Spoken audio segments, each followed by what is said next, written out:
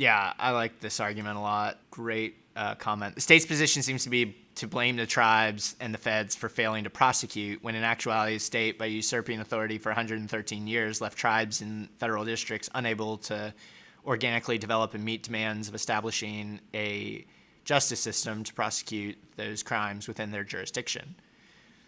Oklahoma has 3 federal court districts, which is many more than other states of similar sizes. Yeah, I mean, exactly. And they've already started to invest in it. And more importantly, they do a better job. I mean, a few years back, Barack Obama came to El Reno to visit that federal prison facility. And the reason he did it wasn't because Barack Obama was a huge fan of federal prisons. It's because they have a recidivism rate like 1/10 what ours is. So like they send people to the El Reno facility, and like having talked to people who help manage that facility or work there, you know, you can get your CDL, you can get, you know, psychological treatment, you can get drug treatment, you can get all the stuff you need to like actually fix the problem that got you in the situation in the first place, instead of the Oklahoma Department of Corrections, where, you know, we are lucky if we can get you books to read while you're there. I mean, it is a night and day difference in how we manage the systems. And so the idea that the feds aren't going to prosecute or can't do their jobs is ridiculous. There's also a matter which, I mean, Ron has mentioned on our show numerous times, and I've gotten this from other attorneys, is like DAs can't pay particularly well. Like they're not well funded like everything in Oklahoma. And so you tend not to get very great lawyers in some cases, and they're actually not that great at prosecuting. They're great at getting emotional cases to, you know, pass severe punishment, and they're great at, like, since most cases go to plea bargain, they're great at like setting up this like fear-based system of being like, well, hey, you know, if you don't sign this plea deal, we'll get you to go for 25 years instead of 5 years or whatever. Like, but they're not very good attorneys, and they don't actually do a good job of like prosecuting cases, and the legal work isn't real good. Unfortunately, most poor people can't afford lawyers, so they end up taking the terrible plea bargains. But like, as far as like just the quality of the legal work, it's not great. And the federal system and tribal systems could probably do a lot better by having just better attorneys and a better process for how they do it.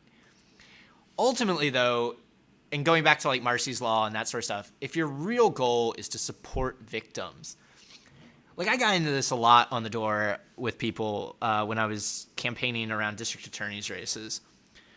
So say you're a homeowner and you're really worried about property crime, which, mind you, based on like Oklahoma City police clearance rates, they convict, or they manage to prosecute even less than 24% of all property crimes. So like three out of four chance that if somebody kicks in your door at your house and steals something, they're going to get away with it. So that's scary to think about, but that's just stats, man. That's just facts here. But like, think about it. So somebody kicks in your door, they steal your TV, I don't know, maybe some jewelry, I don't know, unless you're just super wealthy. Like, I mean, my TV is many years old. Like, you're probably not going to get a whole lot of it on the aftermarket. You're going to get a couple $1,000s worth of stuff out of my house that's like immediately salvageable and sellable and that you can trade for cash. So I'm violated. I feel terrible. Like, that's awful. And I had a guy, like, I was on his doorstep. He's like, yeah, somebody kicked in my door and stole my TV. Okay. Stole your TV, $500,000. Really bad. Does it make sense? And mind you, this person that's stealing it is maybe starving, can't get a job, maybe has addiction problems. Who knows? They got a lot of issues because they're kicking in doors randomly in a gun-toting state like Oklahoma. Does it make sense to prosecute that person? Maybe it's their third or fourth time doing this. They're really bad criminal, whatever. Sentence them to decades in prison at a cost of like $30,000 a year for the taxpayer. They can never pay you back because they make $1 an hour in prison making license plates or whatever. So like you never get paid back. All you can do is be happy that this person got punished for years of their life, which I guess provides you some sick joy in whatever. Or could we maybe create a better system, one by which they maybe get trained and get a job and get help where they're able to pay you back? Or hell, even just we compensate victims of crime. Like, I mean, there's a ton of ways to think about this that would be different and better than what we do now. And, I just, in conversations with people, like, they're not convinced by this, by the way. I mean, I get that. But what we're doing now is so ridiculous and so unhelpful.